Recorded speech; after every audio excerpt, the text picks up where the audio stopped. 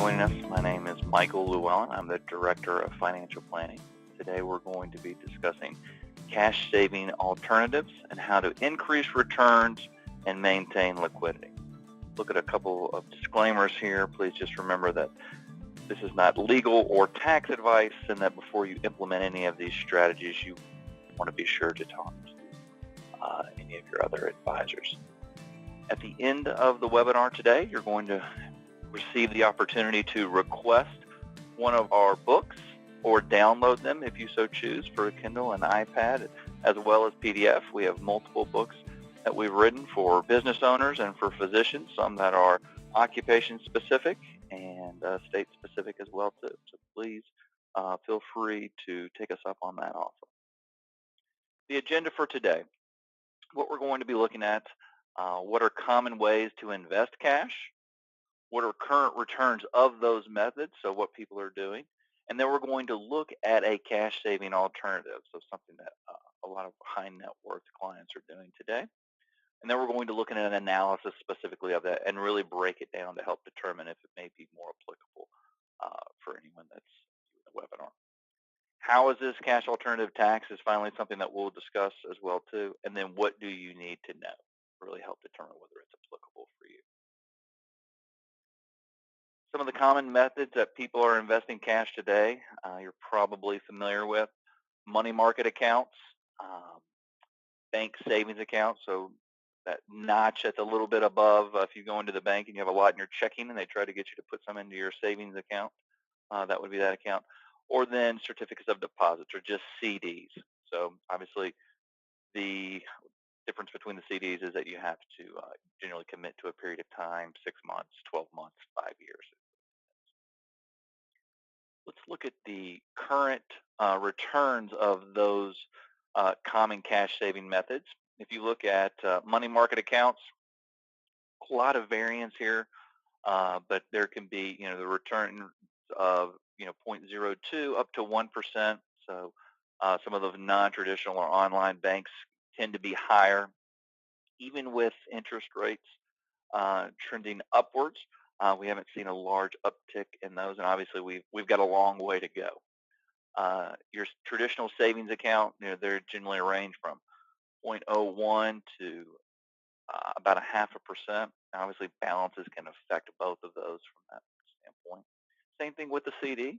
If you put more into a CD, you can potentially earn more. But if you look at the 1, 2, 3, and 5 years, those are about the average range of what you're seeing right now, what a CD will credit you. So what a lot of clients that come to us and they say, well, I'm not earning very much on cash. What are some things that I can do? So that's when we look at and consider the cash saving alternative. Now, it's important to understand, when does this strategy make sense? So we have some clients that personally just prefer to keep a large amount of cash, just because simply that makes them comfortable above and beyond their emergency account, which is an understandable thing. But what can you do to be more efficient with that and to ideally earn a better rate of return? This would be something that you would want to consider. Some clients use it as a bond alternative because of current low interest rates. And then there's situations where a personal or a business may be required to keep large amounts of cash for different things. So this strategy can come into play there. So what we're doing here is we're using a universal life insurance contract. And the way that it is designed, it maintains 100% liquidity. So where you may be familiar with different insurance products where you put it in and the surrender value is 0 or very low, whatever it may be, understand that this strategy, you always maintain 100% of liquidity. And the reason for that is because it is a modified endowment contract, which, if you've looked at permanent life insurance before, you try to avoid so you can have preferred tax treatment. In this situation, the liquidity is more important. Now, there's also a 2.5% guaranteed return. Now, it's important to understand that that is before expenses or fees, and we'll look at that. So it's not going to end up being a true 2.5%, but that's the floor. That's really the worst that you can do from a baseline standpoint. And then the reason that this strategy can outperform and can make sense is because you have the ability to allocate 100% of the dollars into index options while you still maintain that 2.5% guarantee. So if you were to surrender, you were wanting to get out and you would underperform that, you would still have that 2.5% guarantee. And again, we'll look at that. Now, the index options, it's important to understand, is not the full up and down of the market. So what you're doing there in that strategy, there's a floor of 0%. So if the market goes down -20, you don't lose anything. If the market were to go up 20, you're not going to earn 20%. You're going to be capped on the upside at 9, 10, 11, 12%. So it's just strategy, a collared strategy that they're using there to give you those index-like returns or index option returns from that standpoint. Let's take a look at an example. Okay, so the assumption here is a 50-year-old male in this situation. The first option, if you look at it, is taking $100,000 and is putting it into a cash account. That's earning just 1%. So if you look right here, you can see at the end of 1 year, it's worth $101,000. Okay. If you look at the baseline, so if we're looking over here now to say, okay, your index option earned nothing, your guaranteed value inside of the universal life contract or the cash alternative strategy would be a little bit under that. So it would underperform by about, well, exactly $78 in this situation. Now, it's important to note the reason for that is because there are expenses that are involved because you do have a death benefit. So if something were to happen to you in this period of time and you are to pass away while your cash was in this strategy, you actually would receive the death benefit proceeds. So obviously, if you come over here, all the way over here, and you look at that, tax deferred until rate of return in year one, you're pushing 200% there. Obviously, you would have to pass away for that, so that's not very ideal in that scenario. If you come across, though, to the cash alternative strategy where you've allocated your dollars to an index option, and we assume the rate of return is 6.5%, which is still pretty conservative for this strategy. You can see, obviously, that your cash would grow to almost $105,000. So obviously outperforming everything, an internal rate of return of 4.95%. Okay. Now, if you compare it over 5 years, we come back over here, you can see obviously you have a little over $105,000. If you were to earn zero, so for 5 years your index options that you allocated to didn't earn anything, your value would be 103,000, almost 103,400 there. Now you'd still have the death benefit of 282, so that would be a net positive there from that standpoint. But it would not perform from a cash standpoint. And if you come down here and you compare in year 10, obviously you can see your cash value actually goes down a little bit from that time frame, and in here it would go up to 110.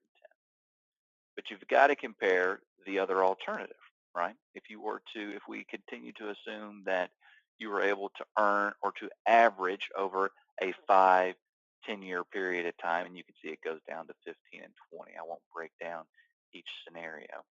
But if you look at the 5 and the 10-year, obviously, comparing the cash account to the cash alternative with the index options, you can earn up to 120. You would have 126,000. If you come down to year 10, you can see you have almost 158,000. So the question, if you're really evaluating this strategy, it has about a 5-year window. And obviously, if it's outperforming, you can continue to do it. If it's underperforming, you may want to reevaluate. But you want to take into consider, there are other variables that you would want to take into consideration at that point, obviously. But just for a side-by-side comparison, that's really the way to take a look at it. If you look at it from that time frame, your upside is almost 158,000. Your downside, 103. To take essentially no risk, you get about 110,000. Okay. So again, this is an option that could be good for those that just prefer to keep cash. and be more conservative, but would still like some exposure to the equity market to try to keep pace with inflation, a bond alternative, or for anyone that is just required to keep cash for any reason, whether it be from a personal or from a business standpoint. Okay, moving on. How is this taxed? Now, this is a very important thing that you want to take into consideration. What we tell clients is this is a tax neutral play. Oftentimes with insurance, uh, it can be, if you're using permanent insurance, there can be a tax advantage reason. In this scenario, it's a tax neutral play. So everything grows, uh, and when any growth that you're going to be taking out, once you take it out, is going to be taxed as regular income, just like any interest would be in a savings account, a money market account, or a CD. Okay. It does grow tax deferred, which is a nice benefit versus, you may get a small 1099 every year for cash that you have in your savings or your money market account. So it does grow tax deferred. Again, it's a tax neutral play, especially for anyone over age 59 and a half. Now, if you're under 59 and a half and you take out any of the growth, then there's also going to be a 10% penalty. So one of the reasons life insurance receives preferential treatment is because they can put that 59 and a half year limit on there. So that doesn't mean that this strategy doesn't work for you if you're under 59 and a half. It just means that you have to take into consideration, one, how long do you want to be in it, but then also the potential upside for any additional earnings. So if you were to put in $100,000 and over, if we went back and looked at that same example that we looked at, your performance was significantly higher, paying that additional 10% would obviously still be worth it from that standpoint. There's also ways that you can manage that to not have to pay. Again, it grows tax deferred until withdrawn, which is an advantage over money market or savings accounts.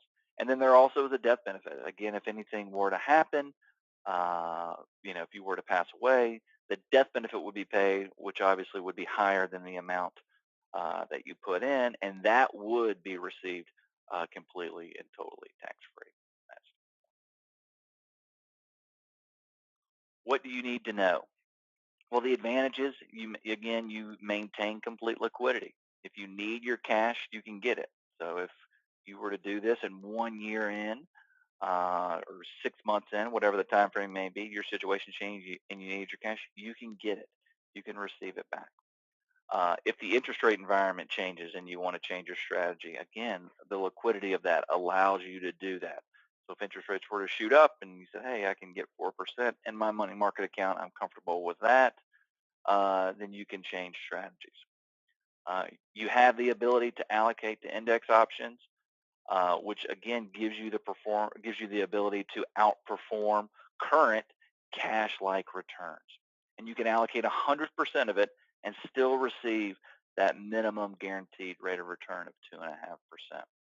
So it gives you that floor, that baseline of not zero, which the option returns have, but of that 2.5%. And that would be upon surrender if you were when you would want to do that and when you would receive that from that.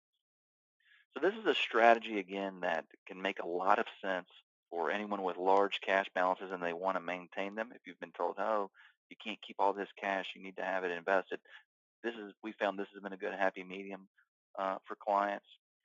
It's also acted for some clients as a bond alternative, obviously with the low current interest rates. And then also for just anyone, personal or business, that's required to keep large amounts of cash. This has been a strategy that will help them earn a little bit more on their cash. That's the approach, or that's the goal with it. Now today we talked about one specific topic from a planning standpoint, but at OJM we have a multidisciplinary approach to planning. So you can see all the different areas here where we consult and we advise on, from asset protection, tax, financial, and investment planning across all of those areas. We are a unique firm in the sense that we are fee-based. We work with over 1,000 clients in 48 states. And again, we have that multidisciplinary approach with the 3 divisions. So we have our consulting arm, we have our benefits and insurance plan, and then we have our wealth management and investment firm as well too.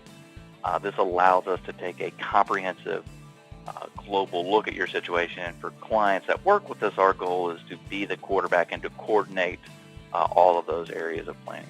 And where our planning can focus on your practice or your business as well as your personal planning as well too. Next steps, we'd love to give you a free copy of one of our books, whether that be Fortune Building for Business Owners and Entrepreneurs, or if you're a physician, for doctors only. Again, you can request a hard copy. You can, if this was emailed to you, you can reply to the email or reach out to us at our website at www.ojmgroup.com to request a hard copy. Also, we would love to schedule a complimentary consultation with you. We can discuss the topic that we discussed today, or if you would like to have a broader discussion about your situation, just from an overall financial perspective, we would be happy to do that. And again, please feel free to reach out to me directly. You can see my email address there, Michael at OJM Group, or feel free to give me a call as well too if you have specific questions on this or on anything else that you may be interested in discussing. We thank you for your time today. We hope that you found this strategy and discussion beneficial, and we look forward to the opportunity of being a resource for you.